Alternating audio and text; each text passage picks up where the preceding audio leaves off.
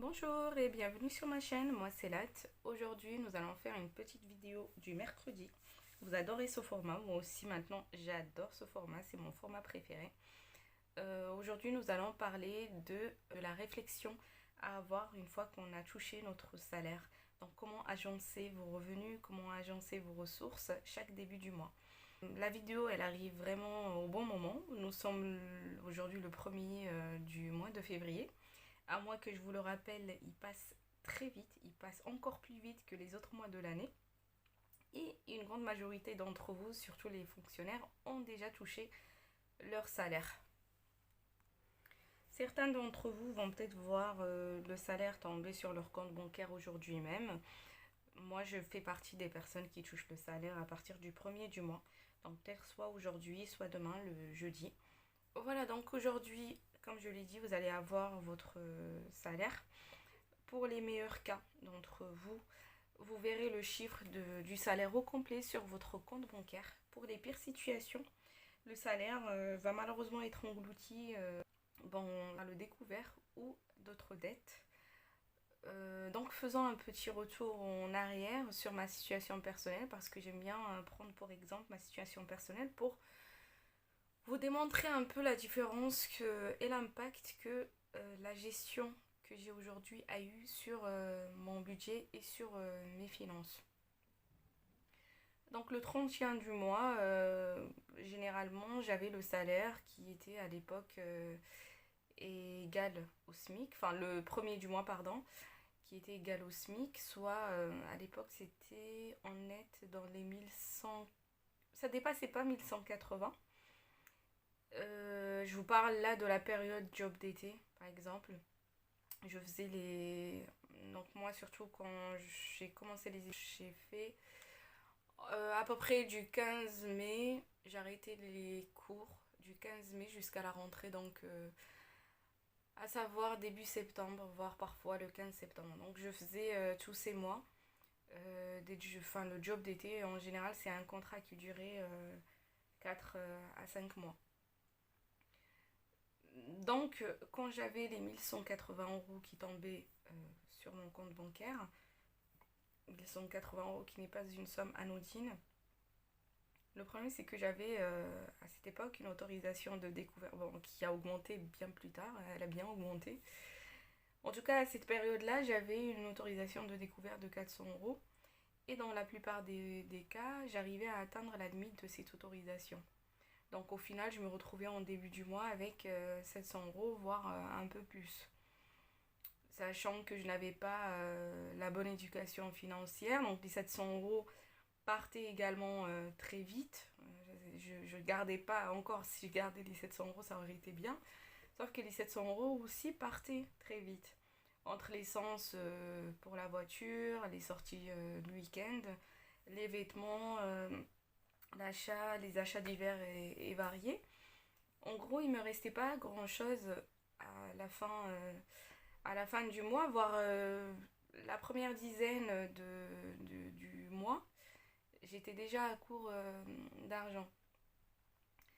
Et malheureusement, j'avais ce système qui se répétait d'un mois à l'autre parce que pour moi, l'été ou ces jobs d'été avaient en quelque sorte la signal. Pour moi, à l'époque, c'était ça. Donc pour moi, il fallait se faire plaisir. Si je travaillais l'été, c'était plutôt pour se faire plaisir. Je n'avais pas en fait la bonne réflexion à avoir. Et pourtant, certains de mes amis l'avaient. Moi, je ne l'avais pas. Je pense que eux, de par leur vécu, de par leur expérience personnelle, ils ont développé, ils ont éduqué cette méthodologie de toujours garder leur argent de l'été pour l'année scolaire. Moi, j'avais pas cette éducation, donc si je travaillais, c'était pour me faire plaisir. J'ouvre bien les guillemets ici, car le job d'été, malheureusement, aurait pu avoir une meilleure utilité. Euh, Faire 4 mois pleins en été, j'arrivais à obtenir dans les 5 000 €. Et normalement, enfin, si je ne compte pas, comment ça s'appelle, l'indemnité de fin de contrat. Et avec normalement cette somme, combinée avec la bourse je pouvais m'éviter en tout cas de travailler pendant l'année scolaire, pour les week-ends, parce que j'ai toujours bossé les week-ends, et aussi pendant les petites vacances scolaires. Or, ce n'était pas le cas. Je travaillais durement l'été et arrivé à la rentrée scolaire, je n'avais pas un seul sou de côté. Pourquoi je vous raconte tout ça? Parce que j'ai eu toute ma période des études qui s'était passée comme ça. Donc j'avais mon salaire qui arrivait et il était englouti dans un premier temps par le découvert, puis dans un second temps par la mauvaise gestion du restant du salaire. Et cela vient du fait que je n'ai pas adopté donc les bonnes habitudes financières dès le départ, parce que juste après, une fois que j'ai fini les études, ce n'était plus question de travailler juste pendant les 4 mois d'été, mais aussi travailler à temps complet. Et à temps complet, je me suis retrouvée avec la même optique, à savoir je touche un salaire, donc je suis censée me faire plaisir. Ce qui n'est pas du tout logique, moi je trouve ça aujourd'hui malsain. En tout cas voilà, j'ai gardé ces mauvaises habitudes aussi pendant la première période en tout cas de mon salariat. J'étais comme ça, j'ai toujours fonctionné comme ça, je travaille tout le mois, puis après il y a le salaire qui tombe et il est englouti en partie par le découvert, parce que le découvert en plus après avec un salaire, ça a augmenté, j'ai pu le faire augmenter, et donc j'étais toujours avec ce malus de la fin du mois. Et soyez-en sûrs, hein, c'est pas les banquiers ou c'est pas les banquiers qui vont vous dire non, ça sert à rien d'augmenter votre découvert, vous avez assez d'argent, essayez de... Non, ils vous diront pas cela, au contraire ça les arrange d'avoir une personne qui est dans la dépense comme ça de façon répétitive. Euh, donc, j'ai vraiment fonctionné avec ce système pendant longtemps, tout en véhiculant un mal-être, parce que à la fin du mois, j'étais pas bien en fait. Arrivé, même pas à la fin du mois, arrivé à la moitié du mois, j'étais pas bien, j'étais dans la culpabilité. Pourquoi alors que je gagne autant d'argent, je n'arrive pas à mettre de l'argent de côté? Pourquoi je ne suis pas à l'aise financièrement alors que j'aurais pu l'être? Je n'étais pas endettée à part le découvert, donc je n'avais pas de crédit sur le dos, même pas des crédits de crédit consommation, je n'avais rien. Donc au final, c'était vraiment une mauvaise gestion de mon salaire et rien d'autre. Euh, Finalement, j'ai pu terminer donc avec ce fonctionnement une fois que j'ai commencé à regarder des vidéos diverses et variées sur la gestion budgétaire, sur la gestion des finances. Et bon, ce n'est pas un regret, parce que tout ce qui nous arrive dans la vie, ce n'est pas pour rien. Et finalement, j'ai pris la décision de changer mon avenir, de changer dans un premier temps les premiers mois de mon existence, donc à savoir mois de décembre. Non, c'était plutôt à partir du mois de janvier, février et mars 2022, puisque j'ai commencé à budgétiser par les enveloppes depuis décembre 2021. C'est pour ça que je vous dis, c'est tout récent, ça fait pas très longtemps que j'ai commencé, que que j'ai eu cette prise de conscience sur ma façon de dépenser l'argent et mes revenus. Donc à partir de décembre 2021, j'ai pris conscience qu'il fallait changer et j'ai commencé à budgétiser par les enveloppes tout de suite après. Ce qui a eu un énorme impact sur mes finances, qui a eu un énorme impact sur mon budget. Je le répète encore, c'est la première année où je sors avec un bilan positif. Je n'ai jamais eu une année avec un bilan positif. J'ai toujours été à la fin de l'année à découvert. Hein. C'est vraiment toute l'histoire de ma vie. Aujourd'hui, ce qui est fait est fait. Je ne peux pas trop être dans les remords, je ne peux pas être trop dans les regrets, parce que je vous ai fait une vidéo il n'y a pas très longtemps où je vous parlais des regrets. Il ne faut plus se positionner sur le passé, il faut avoir une vision claire sur l'avenir. Comment allez-vous gérer vos finances à l'avenir? N'attendez surtout pas d'avoir un classeur, hein, c'est parce que c'est pas ça qui fera que vous allez gérer vos finances pour les jours à venir. Ce qui fera que vous gérerez vos finances, c'est que vous prenez une bonne décision, une bonne fois pour toutes, pour prendre tout ça en main. Donc aujourd'hui, si vous voulez savoir quel type de gestionnaire vous êtes, moi à l'époque j'étais la pire des gestionnaires, j'étais une très mauvaise gestionnaire de mes finances. Aujourd'hui, j'estime être dans la moyenne, j'arrive à bien gérer. Je ne suis pas parfaite, j'ai encore beaucoup de lacunes dans ma façon de gérer. Et en quelque sorte, j'avais fait cette chaîne pour à la fois partager mon expérience dans cette aventure, mais aussi pour m'apporter de nouvelles idées, parce que souvent dans les commentaires, vous me donnez des bonnes idées. Et au fur et à mesure que j'avance, j'arrive à améliorer mon budget. Donc aujourd'hui, je viens vous poser une question. Comme je vous ai dit, quel genre de gestionnaire vous êtes? La réponse à cette question vous dira concrètement quel genre de gestionnaire vous êtes. Alors si je vous donne aujourd'hui, ou si quelqu'un vous offre une somme, alors on va prendre pour exemple 2000 euros. Bon, ça peut être 10 000 euros, 20 000 euros, peu importe. Mais admettons que quelqu'un vous fait un don d'une certaine somme. Qu'est-ce que vous allez en faire aujourd'hui? Vous voyez sur votre compte une somme que vous n'attendiez pas. Qu'est-ce que vous allez en faire? Je vous donne plusieurs cas de figure et selon la réponse que vous allez donner, vous saurez quel genre de gestionnaire vous êtes. Dans un premier temps, vous allez avec cette somme acheter un produit, du matériel, quelque chose que vous vouliez acheter depuis très très longtemps mais que vous n'avez pas la possibilité de vous acheter. Donc vous allez courir illico pour l'acheter. C'est la meilleure occasion. Vous avez eu l'argent qu'il vous fallait, donc vous allez courir pour acheter ce produit, cet article, ce matériel. Le deuxième cas de figure, vous allez peut-être vous dire oulala, c'est l'argent que j'attendais, je vais pouvoir enfin aider tel parce que vous attendiez cette somme. Vous l'aviez pas, quelqu'un de votre entourage avait besoin d'une telle somme, donc vous allez lui donner la somme pour l'aider, pour l'encourager, parce que peut-être vous considérez qu'il est plus dans le besoin que vous, il en a plus besoin que vous, donc vous lui en faites cadeau. La troisième catégorie, c'est de tout mettre de côté. Puisque la somme n'était pas prévue dans votre budget, il s'agit donc d'un beau bonus. Vous n'allez pas dépenser, vous n'en avez pas d'utilité, donc vous allez le mettre de côté. Une autre catégorie d'entre vous, donc c'est la quatrième catégorie, va peut-être mettre un peu d'argent de côté. Elle va essayer d'investir une partie de l'argent et puis elle va se faire plaisir ou alors elle va faire des dépenses courantes avec la troisième partie. Cette dernière partie, elle aura divisé la somme en 3 fois. Mettez pause sur la vidéo, choisissez l'une des catégories, dites-moi quelle catégorie vous êtes. Selon le numéro que vous choisissez, je vous donnerai la réponse donc à la suite de cette vidéo et vous saurez quel genre de gestionnaire vous êtes et en conséquence quel changement vous pourriez peut-être adopter.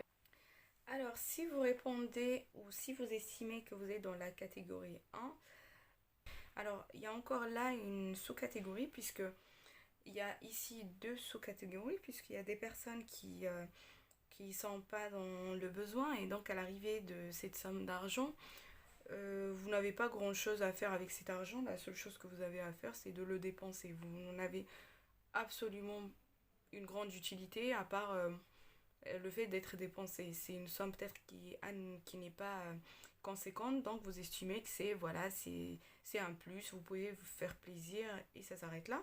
Et d'un autre côté, vous avez l'autre catégorie pour qui l'arrivée de cet argent a un effet notable en tout cas sur le budget. Pour le premier cas, je n'ai pas grand chose à dire puisque bon bah a priori la personne n'a pas besoin de cet argent, elle n'en aura aucune utilité, donc elle le dépense en conséquence. Mais en revanche, dans la seconde situation, pour la seconde situation, malheureusement, il y a matière à réflexion, il faut réfléchir, ce n'est pas la bonne manière de dépenser l'argent. Vous le savez très bien et si en tout cas vous êtes dans cette situation aujourd'hui, si vous vous retrouvez dans une situation comme ça, vous avez votre salaire qui tombe sur vos comptes bancaires et vous voyez que les achats que vous pouvez faire, le matériel que vous pouvez acquérir, vous êtes malheureusement sur le mauvais chemin et à terme vous allez le regretter et c'est exactement ce que je ne souhaite pas pour vous. Ensuite on a la deuxième catégorie, donc le fait de donner à quelqu'un dans votre entourage qui est plus dans le besoin que vous. Peut-être on peut estimer qu'on n'est pas dans le besoin, mais on ne peut pas prendre une somme. Non, ce n'est pas la bonne chose à faire parce que vous-même, vous allez être après dans le besoin. Donc, qui va vous prêter cette somme d'argent? Maintenant, encore une fois, si vous n'êtes pas du tout dans le besoin, c'est tout à fait logique, mais ça reste quand même une erreur, une grosse erreur à faire. La troisième catégorie, si vous répondez par le numéro 3, tout mettre de côté, puisque de toute façon, ce n'est pas prévu d'avoir cette somme. Bon, bah, tant mieux pour vous.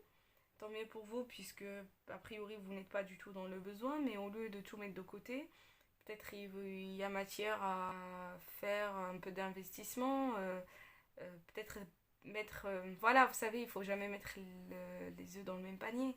Peut-être partager ça de façon équilibrée sur plusieurs postes de dépenses. Ensuite, nous avons la quatrième catégorie, c'est celle-ci qui nous intéresse le plus. Le fait de mettre une partie sur chaque poste de dépense, mettre un peu sur ses obligations mensuelles, mettre un peu en investissement, mettre un peu en épargne, je pense que c'est la meilleure des catégories. Et c'est là où je vais venir du coup sur notre budget quand on touche notre salaire mensuel. Donc si vous êtes dans la catégorie 4 au niveau de la gestion de votre budget, vous êtes la meilleure catégorie parce que vous faites ce qu'il y a de plus judicieux à faire. Toute entrée d'argent dans vos comptes, qu'elle soit de 100 euros, 10 euros, 1000 ou 20 000 euros, doit effectivement faire l'objet d'une opération de distinction. Il faut distinguer plusieurs catégories dans la somme que l'on reçoit. Il faut la partager en plusieurs catégories. Il faut mettre l'argent dans des postes distincts. Moi, je ne fais pas l'un des postes pour l'instant. Malheureusement, je ne fais que deux postes. Normalement, il y a plusieurs connaisseurs en la matière qui recommandent de mettre une partie de l'argent, notamment 33%, dans le compte des obligations, donc tout ce qui est emprunt, dette, crédit, mettre une autre partie du même montant sur les investissements et la troisième partie du coup sur les dépenses personnelles, nourriture, location immobilière et ainsi de suite. Et moi actuellement, ce qui me manque comme catégorie, c'est la catégorie investissement. Je n'ai pas encore commencé à investir. Pour le moment, la catégorie investissement, je l'ai remplacée par l'épargne. Voilà, je fais de l'épargne plutôt que l'investissement. Et j'avoue aussi que je n'ai pas la catégorie obligation puisque je n'ai pas de dette et je n'ai pas de découvert en cours. Mais en tout cas, vous, si vous avez des dettes et découverts en cours, ce que je vous recommande de faire chaque début du mois, donc quand vous toucherez, ou si vous avez déjà touché votre salaire mais que vous ne l'avez pas dépensé, c'est de partager votre salaire en trois catégories. Donc, catégorie des obligations, investissement et dépenses personnelles. Investissement, vous n'avez pas d'idée, c'est pas grave, ça va venir. Non, ça va venir, il n'y a pas de souci. Et si vous ne pouvez vraiment plus investir, mettez ça dans l'épargne et ça va vous servir pour vos jours difficiles, il n'y a pas de souci. Et aussi, les maîtres en la matière recommandent de mettre 33% dans chaque poste budgétaire. Moi, je ne fais pas ça non plus. Je fais en fonction de moi. Je mets parfois 10%, 5%, mais l'essentiel, c'est que je mets de l'argent de côté chaque début du mois. Essayez donc d'appliquer cette méthodologie pour votre budget ce mois-ci. Si vous n'avez pas les moyens de le faire, essayez d'évincer le mieux où vous puissiez le faire vos obligations. Donc si vous avez un découvert, débarrassez-vous de ces découverts, c'est ce qu'il y a de plus urgent à faire. Si vous avez des dettes, essayez de vous débarrasser de ces dettes, c'est aussi ce qu'il y a de plus urgent à faire avant d'envisager d'investir. Si vos dettes ou vos obligations sont à long terme, vous n'avez pas d'autre choix que de commencer à mettre de l'argent pour l'investissement parce que vous ne pouvez pas attendre effectivement vous ne pouvez pas attendre effectivement d'arriver à terme de ces obligations pour pouvoir investir, ça sera trop tard. Il faut vraiment vous obliger à mettre un peu d'argent pour l'investissement et mettre un peu d'argent pour le reste des catégories. Alors vous me direz, c'est très difficile, nous avons déjà bien serré la ceinture et il n'y a rien à faire. C'est ce que je dirais également, moi pour ma part. J'estime que j'ai bien serré la ceinture mais que je ne peux pas faire grand chose. Mais sincèrement, il y a matière encore à travailler mes dépenses, il y a matière encore à revoir mon budget, de sorte à augmenter peut-être l'un des postes, notamment l'épargne dont je vous ai parlé, pour arriver aux 30 voire 33% de mon revenu mensuel. Voilà, j'ai pris un peu de temps aujourd'hui parce que nous sommes en début du mois et que c'est maintenant qu'il faut parler gestion, c'est maintenant qu'il faut parler budgétisation plutôt qu'en milieu du mois. Essayez vraiment de vous concentrer sur vos dépenses. Refaites encore le bilan de vos dépenses, n'hésitez pas. Voyez ce que vous pouvez évincer facilement de vos dépenses. Si vous n'êtes pas en couple ou si vous n'avez pas d'enfant, vous avez pas mal de chance parce que vous pouvez vraiment maîtriser votre budget. Il n'y a que vous pour maîtriser votre budget, il n'y a que vous pour faire la différence dans votre budget. Alors que quand on a des enfants, quand on est en couple, il est beaucoup plus difficile de convaincre autrui d'entrer un peu dans notre état d'esprit, pardon, plutôt que quand on est seul. Profitez, donc si vous êtes célibataire sans enfant, profitez pour bien mettre de l'argent de côté, pour bien investir. Et si ce n'est pas le cas, essayez d'emmener petit à petit votre entourage dans cet environnement, dans l'amour de la gestion budgétaire. Je vous remercie d'avoir regardé la vidéo jusqu'à présent. Je vous souhaite un bon mois de février. Soyez bien sage quant à l'utilisation de votre argent, de votre salaire. Le mois, j'ai dit qu'il était très rapide, mais il peut aussi être lent. Quand on est rapidement à court d'argent, c'est là où on ressent vraiment que le mois est très lent.